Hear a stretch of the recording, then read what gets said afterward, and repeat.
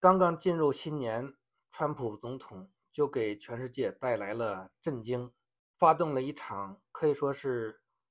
教科書式的，可以載入人類戰爭史的一次閃電的軍事行動，抓捕了委內瑞拉的總統馬杜羅。雖然我們可能對這件事情是有所預期的，但是沒想到是這樣一個突如其來的閃電式的戰鬥，而且呢是一場完美的戰鬥，是一场全勝的戰鬥。絕大多數弟兄姊妹可能只是了解一些的大概的信息，當中一些的細節我们可能不太了解。今天我就想和大家详細的分享一下，通过川普他们的这次的记者招待会当中所披露的信息，我们能够更多的了解背后的内幕。我想和大家来分享我们基督徒如何看待这场战爭，因为有不同的人有不同的看法，甚至美国有很多的人反对，游行示威，指责川普这是一场不义的战争。然後像俄羅斯、中國，可以說大多數的國家都是指責的，都是反對。像中國說堅決反對，這是對國際秩序的踐踏，是違反了國際公約。那我們如何來看待？首先我們看一下川普是如何來講的。我把這幾位的發言呢剪接了幾段，從當中我們來分享。If you would have seen what I saw last night, you would have been very impressed. I'm not sure that you'll ever get to see it, but it was an incredible thing to see. We had many helicopters, many planes, many people involved in that fight. But think of that, not one piece of military equipment was lost, not one service member was more importantly killed. The United States military is the strongest and most fearsome military on the planet by far. 那川普首先向我們宣告的是，這次的戰鬥他們是一個完全的勝利。他說呢，美國的軍隊現在在這個地球上是一支最強大的軍隊，而且是遠遠的超越其他的國家。這場戰鬥呢，美國是沒有損失一兵一卒，也沒有損失任何的武器裝備，也就是說他們的軍艦、他們的飛機沒有一點的損失，可以說是毫髮無損的就達成了他們的目的，結束了這場戰鬥，也可以說是一場戰爭。We're going to run the country until such time as we can do a safe, proper, and judicious transition. So we don't want to be involved with having somebody else get in, and we have the same situation that we had for the last long period of years. So we are going to run the country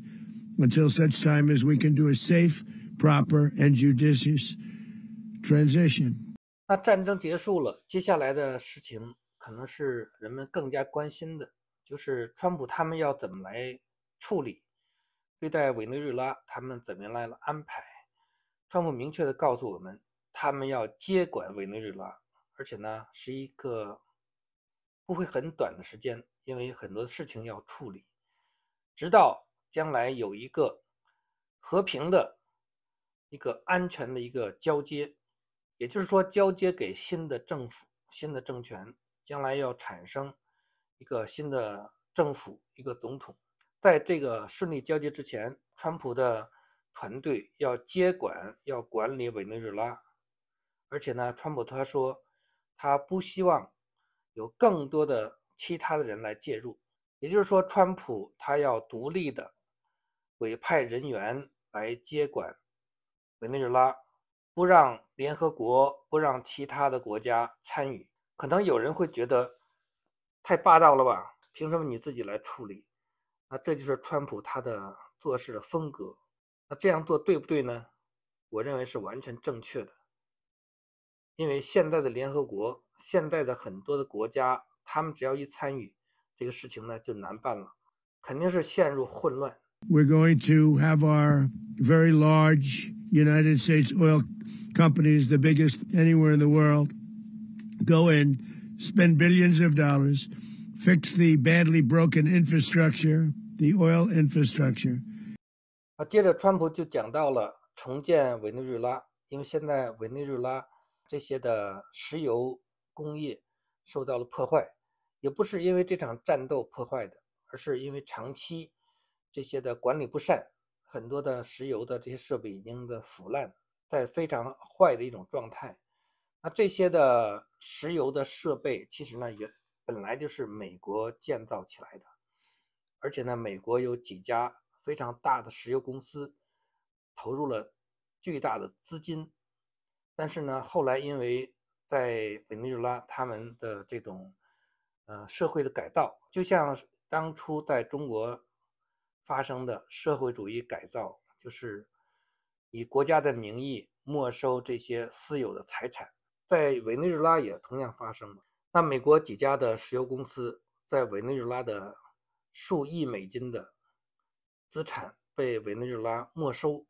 無償的占有，一直到現在，這些的設備、這些的工業現在已經受到了嚴重的破壞。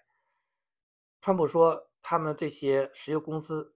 要重新的進入，並且呢投入數十億的資金重建這些石油工業，這些石油公司重新修復、重新的安裝這些先進的石油設備。當然，這些石油公司也會在當中賺取利潤，這是理所當然的。同時呢，更重要的會給委內瑞拉帶來工業上的復興。那我看到有人就說，川普他這次行動表面上是為了禁毒，是為了打擊這種販毒運動，實際上他所關注的是石油。那我認為這是以小人之心。接下來我們會看川普對馬杜羅所做的這些的惡事的這些的陳述，他是罪有應得的。而且呢，委內瑞拉無償的沒收這些私有財產，這些石油公司他們的財產，這個本身就是不道德的、不公義的，理應被糾正。And we are ready to stage a second and much larger attack if we need to do so. So we were prepared to do a second wave if